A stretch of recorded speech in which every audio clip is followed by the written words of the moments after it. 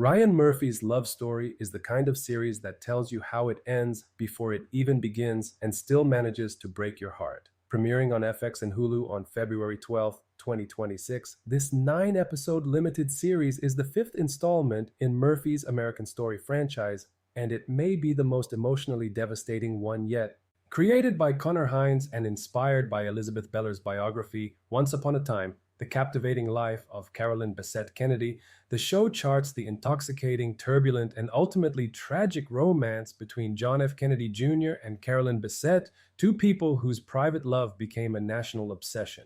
Throughout the first 3 episodes and after the devastating cold open, the show dials back 7 years to the summer of 1992, where it begins the patient work of building two fully realized worlds before crashing them together. Now, I want to remind you that this video explains the ending. If you want to the recap, check out this video description. At the end, Carolyn's diminished body language at the nail salon is the posture of a woman who has been ground down by years of relentless public consumption. The tension at the airstrip is the accumulated weight of two people who love each other deeply, but may have been fundamentally incompatible with the circumstances of their lives. John, Carolyn, and her sister Lauren board the Piper Saratoga. John is piloting. They are heading to the wedding of his cousin Rory Kennedy on Martha's Vineyard. The conditions are hazy. John is a relatively inexperienced pilot. In real life, the NTSB determined the crash was caused by spatial disorientation. John lost his bearings in the darkness over the Atlantic, and the plane plunged into the ocean off Martha's Vineyard. The series does not sensationalize the crash itself. There are no drawn-out disaster sequences. Instead, Love Story treats their final moments with restraint and sorrow. The focus is on the quiet before the end. John's apology, the kiss, Lauren's presence as both buffer and witness to a love that, despite everything, still existed between them. And then, absence. The plane disappears. The screen goes dark. What follows is the aftermath. The search, the discovery of wreckage, and the nation's grief for a couple who had become, for better and worse, public property. The genius of Love Story is that it reframes one of the most well-known tragedies in modern American history not as a story about fate or dynasty, but as a story about what happens when private love is forced to exist in public space. The series argues that the forces that killed John and Carolyn were at work long before that plane left the ground. The relentless media scrutiny, the impossible expectations of the Kennedy name, the way American culture builds pedestals specifically designed for people to fall from. These were the real destroyers.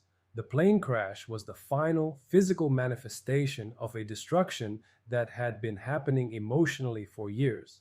Carolyn's arc is the heart of this argument. She enters the story as a woman who knows exactly who she is. She leaves it as someone who has been defined entirely by someone else's name. The series makes clear that this isn't because she was weak. It's because the machine she married into was designed to consume the identities of everyone it touched. Jackie Kennedy knew this. She tried to warn her son. She tried to warn whoever would listen. But love doesn't listen to warnings. John's tragedy is different but equally devastating. He was a man born into a role he never chose, who spent his entire life trying to be his own person while the world insisted he be his father's son.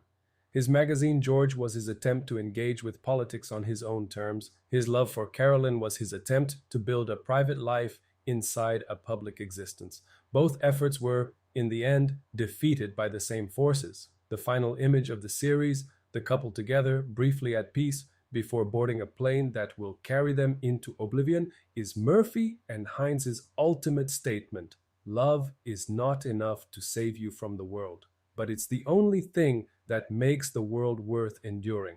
Love Story, John F. Kennedy Jr. and Carolyn Bessette is a series that works precisely because it refuses to be a hagiography. It doesn't present John as a saint or Carolyn as a victim. It presents them as two complicated, passionate, sometimes maddening people who fell in love and then discovered that their love existed inside a system designed to destroy it.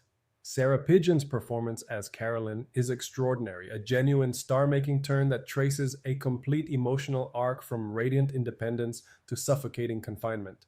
Paul Anthony Kelly brings a wounded charm to JFK Jr. that avoids the trap of turning him into a simple golden boy. And the supporting cast, particularly Naomi Watts as the ever-watchful Jackie, Grace Gummer as the pragmatic Caroline, and Alessandro Nivola as the paternal Calvin Klein, grounds the series in a world that feels lived in rather than recreated. The series asks a question that resonates far beyond the 1990s. What do we owe the people we choose to watch, and what does it cost them to be watched?